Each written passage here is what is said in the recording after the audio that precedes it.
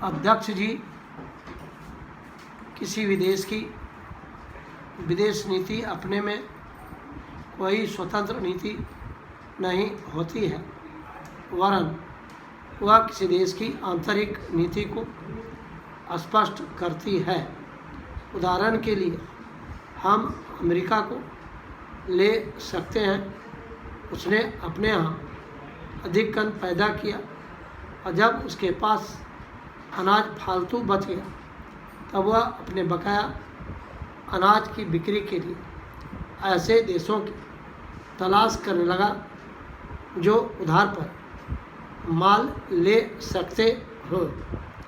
किंतु हमारी आंतरिक नीति ने यह तय किया कि खर्चीले ढंग से सरकार चलाएंगे और स्वदेशी मुद्रा की कोई राशि हमारे पास नहीं बचेगी। हमने टैक्स भी लगा दिए और मुद्रा प्रसार भी कर दिया। कुछ संकट पड़ने के बाद इस बात की ज़रूरत को नहीं समझा कि उस पैसे का कहीं अन्यत्र उपयोग कर सकें। श्रीमान, मुझे माननीय प्रधानमंत्री जी के इस कथन पर दुख होता है कि दुनिया के अमीर और गरीब देशों का फर्क लगातार बढ़ता जा रहा है। मैं उनसे यह पूछना चाहती हूँ कि भारत की विदेश नीति ने उस फर्क को घटाने की क्या कोशिश की है? क्या भारत सरकार ने कभी दुनिया की पंचायत में यह कहने की हिम्मत की है कि बालिग मताधिकार के आधार पर यूएनओ का चुनाव होकर एक संसद बनाई जाए?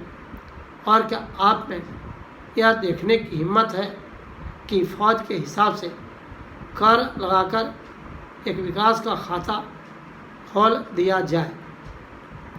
देश विकसित है, उनके मज़दूरों का 1 घंटा हमारे देश के मज़दूरों के 100 घंटों के बराबर माना जाता है, क्योंकि उनके पास साधन हैं।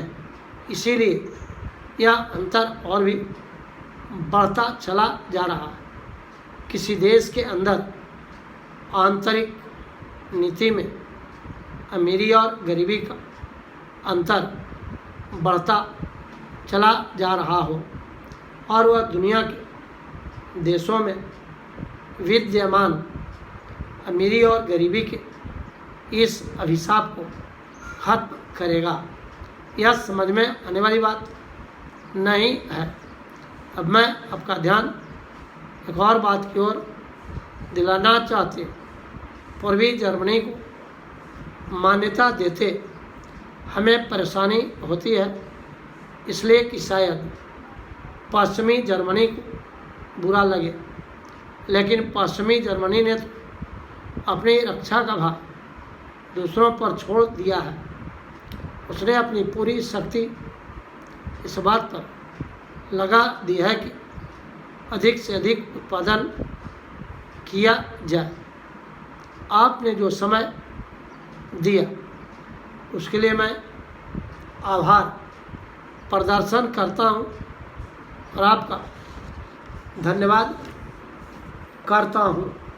पारा पार अध्यक्ष जी, जिसमें पाकिस्तान ने भारत पर हमला किया था, उसमें उन्होंने देश की रक्षा के लिए महत्वपूर्ण कार्य किया था।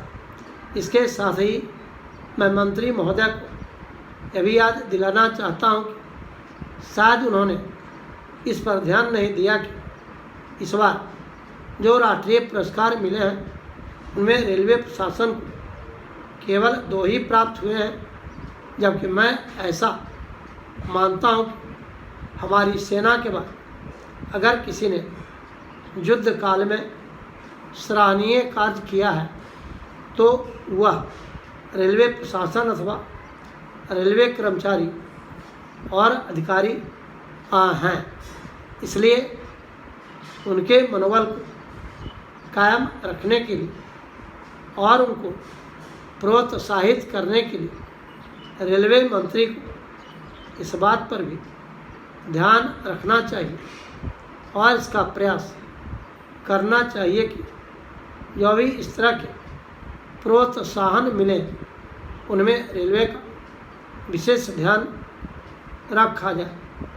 रेलवे मंत्री महोदय ने अपने वक्तव्य में भी रेलवे कर्मचारियों की तारीफ की है या उनको प्रोत्साहन दिलाया है, लेकिन यह प्रोत्साहन शांति काल में भी कायम रहना चाहिए। रेलवे ने युद्ध काल में जो काम किया वह तो देश की रक्षा का महान उद्देश्य था, लेकिन उसके बाद देश के निर्माण में या गरीबी मिटाने के लिए जो युद्ध होता है उसमें भी प्रत्येक रेलवे कर्मचारी का मनोबल उसी तरीके से कायम रहे, इसके लिए भी रेलवे मंत्री महोदय को कुछ कदम उठाने की आवश्यकता है। मैं ऐसा मानता हूँ कि वह किसी भी तरीके से करें, उनका तरीका कुछ भी हो, लेकिन उनको यह करना चाहिए कि जितने भी रेलवे कर्मचारी हैं जो अभी रेलवे को मुनाफा हो उसमें वह साझेदार हों, चाहे आप उनको बोनस के रूप में कुछ दें चाहे किसी और तरीके से दें, लेकिन हर वर्ग के रेलवे कर्मचारी को मालूम होना चाहिए कि यदि वह देश के निर्माण के संबंध में ठीक तरह से काम करेगा तो उसको पुरस्कार के रूप में या वेतन के अंश के रूप में अपने वेतन के अलावा पैसा मिलेगा। इसी प्रकार इस संबंध में मैं एक और सुझाव देना चाहता हूँ।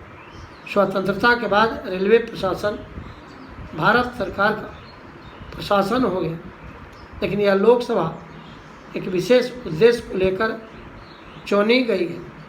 यह उस कार्यक्रम का एक छोटा सा नमूना ही है। उन्हें जिस प्रकार से सफलता मिल रही है, यदि ऐसी ही मिलती रही तो इसमें कोई संदेह नहीं कि वह उस ध्येय का जिसके अनुसार धन अपने ही लिए नहीं बल्कि सबके लिए समझना चाहिए अवश्य प्राप्त कर सकेंगे। वास्तव में गांधी जी ने जीवन के सभी पहलुओं पर प्रकाश डाला था।